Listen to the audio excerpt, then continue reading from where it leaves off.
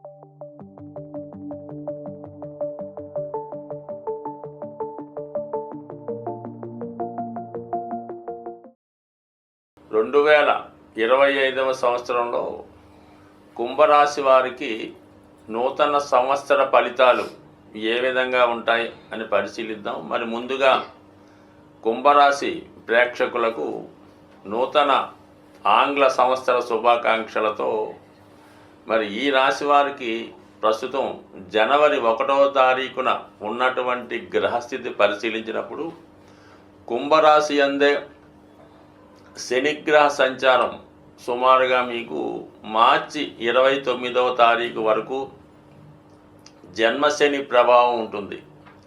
దాని తర్వాత 2వ స్థానం అయినటువంటి మీనరాశిలోకి ప్రవేశించడం జరుగుతుంది. అంటే ఇంచుమించుగా మరి ఏదైనా ప్రస్తుతం కుంభరాశి వారు ఏలినాటి శని ప్రభావంలో ఉండడం జరుగుతుంది కాబట్టి వారు పైపెచ్చి ప్రస్తుతం జరుగుతున్నటువంటి జన్మశనే జాతకుడిని బాగా ఇబ్బంది పెట్టే స్థితి మాట.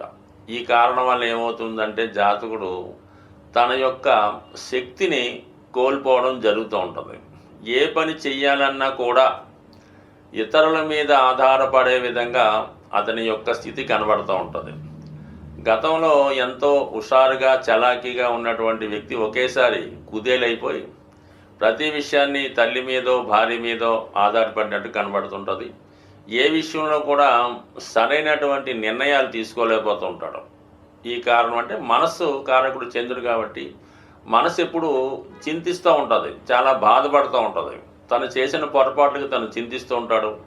గతంలో జరిగిపోయిన వాటి కోసం విచారిస్తూ ఉంటాడు. అయ్యో తన వారికి ఏం చేయలేకపోయిననే బాధతో ఉండడం జరుగుతుంటుంది. ఒక విధంగా వైరాగ్యంతో కూడిన బలహీనత లాంటిది జాతకుడిలో కనబడుతూ ఉంటుంది. సో ఇది నెమ్మదిగా ఈ స్థితి నుంచి బయటపడే విధంగా మనకి మార్చి 29వ తారీఖు నుంచి 2వ స్థానంలోకి శని భగవానుడు ప్రవేశించడం జరుగుతుంది. దాని తర్వాత ఏమవుతుందంటే మార్చి 29లో జాతకుడు కొంతవరకు బలాన్ని పుంజుకుంటాడు. తన మనస్సుని గట్టిపరుచుకొని జీవితంలో మళ్ళా పోరాడడానికి తను గతంలో పోగొట్టుకున్నవి తిరిగి సంపాదించుకునే విధంగా జాతకుడు నిలదొక్కుని మళ్ళా పునఃప్రారంభించే విధంగా కొత్తగా ఏదో ఒక జీవనోపాధిని ప్రారంభించే విషయంగా ప్రయత్నం జరుగుతూ ఉంటుంది. మనకి ఇంచుమించుగా మార్చి 29 తర్వాత అంటే ఎప్పుడైతే మరి 2వ స్థానం అన్నది కుటుంబ స్థానం, వాక్ స్థానం, ధనస్థానం కాబట్టి జాతకుడు కుటుంబ అవసరాలకి ధనాన్ని సంపాదించవలసినటువంటి విషయంలో కంపల్సరీగా కుటుంబానికి దూరంగా వెళ్ళి తన జీవనోపాధిని ప్రారంభించే విధంగా ఏదో ఒక అవకాశం జాతకుడికి రావడం జరుగుతూ ఉంటుంది. సుమారుగా 5 సంవత్సరాలు బట్టి చాలా స్ట్రగుల్ పడడం వల్ల, వ్యాపారంలో నష్టపోవడం వల్ల, ఉద్యోగం పోగొట్టుకోవడం వల్ల, మళ్ళా మన ఆత్మీయ బంధువులు కావలసిన వాళ్ళు జాతకుడిని మరి పిలిచి ఇదే ఒక సంస్థ అప్పచెప్పడం కానీ, ఒక ఉద్యోగ బాధ్యతలు అప్పచెప్పడం కానీ, లేదంటే జాతకుడే స్వయంగా వేరే ప్రాంతంలో చిన్నగా కొత్తగా ప్రారంభించుకోవడం కానీ జరిగే అవకాశం ఉంటుంది. నెమ్మదిగా అక్కడ నుంచి పుంజుకోవడం జరుగుతుందన్నమాట. అంటే గత 5 సంవత్సరాల్లో పోగొట్టుకున్నవి ఇంకొక 2 సంవత్సరాల్లో నెమ్మదిగా సంపాదించిన దాంట్లో మరి కొంత భాగం ఇంట్లో భార్య పిల్లల మెయింటెనెన్స్ కోసం, కొంత భాగం తాను చేసినటువంటి అప్పులు బాకీలు తీర్చడానికి సరిపోతూ ఉంటుంది. ఏదో ఎంతో కొంత మిగిలితే జాతకుడికి కష్టమైతే ఉంటుంది, సమయానికైతే భోజనం ఉండదు, చాలా బిజీగా ఉంటాడు. కానీ ఇతరుల యొక్క బాధ్యతలు తీర్చడం వల్ల నెమ్మదిగా ప్రోగ్రెస్ కనబడుతుంటుంది. బట్ ఏదైనా కుంభరాశి వారికి 2025 సంవత్సరం మార్చి 29 తర్వాత ఖచ్చితంగా వాళ్ళు అభివృద్ధి మార్పు రావడం జరుగుతుంటుంది. ఇదే ప్రయత్నంతో ముందుకు వెళ్తే అతి తొందరలోనే మళ్ళీ పూర్వవైభవాన్ని పొందడం జరుగుతూ ఉంటుంది. కొత్త అవకాశాలు వస్తాయి. అలాగే కుటుంబ సభ్యులందరూ మిమ్మల్ని మెచ్చుకునే విధంగా గ్రహస్థితి కనబడుతూ ఉంటుంది. దాని తర్వాత మెయిన్గా ఇంకో మేజర్ గ్రహం ఏంటంటే గురుగ్రహం. ప్రస్తుతం 4వ స్థానంలో గురువు వక్రగమనంలో ఉండడం జరిగింది. ఫిబ్రవరి 4 వరకు ఉన్నటువంటి గురువు 4వ స్థానంలో ఉండడం వల్ల ప్రస్తుతం జాతకుడు ఏం చేస్తుంటాడంటే ఏదైనా కొత్త అవకాశం వేరే ప్రాంతంలో రావడం జరుగుతుంటుంది. అక్కడికి వెళ్దామా వద్దా, లేదంటే ఎక్కడ ఏదో చేసుకొని మనం బతుకుదామన్న ఆలోచనలో సందిగ్ధంలో ఉండడం జరుగుతూ ఉంటుంది. అలాగే ఉద్యోగంలో కూడా ఏదో ఉద్యోగం చేద్దామా, వ్యాపారం చేద్దామన్న ఆలోచనలో సతమవుతూ ఉంటాడు. ఇప్పుడైతే మనకి ఏప్రిల్ 4వ తారీఖు తర్వాత గురువు రుజు మార్గంలోకి మారాడు. 100% జాతకుడు తన ప్లేస్ మారడానికి ఒక నిర్ణయం తీసుకోవడం కానీ, అలాగే ఏదన్నా కొత్త అవకాశాలు, కొత్త వ్యాపారం ప్రారంభించడానికో, కొత్త వృత్తి ప్రారంభించడానికో అవసరమైనటువంటి సహాయ సహకారాలు మరి తల్లిగారి ద్వారా కానీ, తల్లిదండ్రుల బంధువుల ద్వారా కానీ లభించడం జరుగుతూ ఉంటుంది. మరి కొంతమంది ఇదే సమయంలో పనిలో పనిగా ఏదైనా గృహం కొనుక్కోవడం కానీ, వాహనం కొనుక్కోవడం కానీ ఇవి కూడా కొంతవరకు జరిగే అవకాశం ఉంటుంది. మొత్తం మీద జాతకుడు కొంత సౌఖ్యాన్ని అనుభవిస్తాడు. అలాగే తన వారిని కూడా సుఖపెట్టే ప్రయత్నం చేస్తాడు. మనసులో ఉన్నటువంటి కల్మషాన్ని పక్కన పెట్టి మళ్ళా కొత్తగా లైఫ్ ప్రారంభించే విధంగా కొత్త విషయాలు తెలుసుకోవడం జరుగుతూ ఉంటుంది అన్నమాట. అంటే కొత్త పాఠాలు నేర్చుకుంటాడు.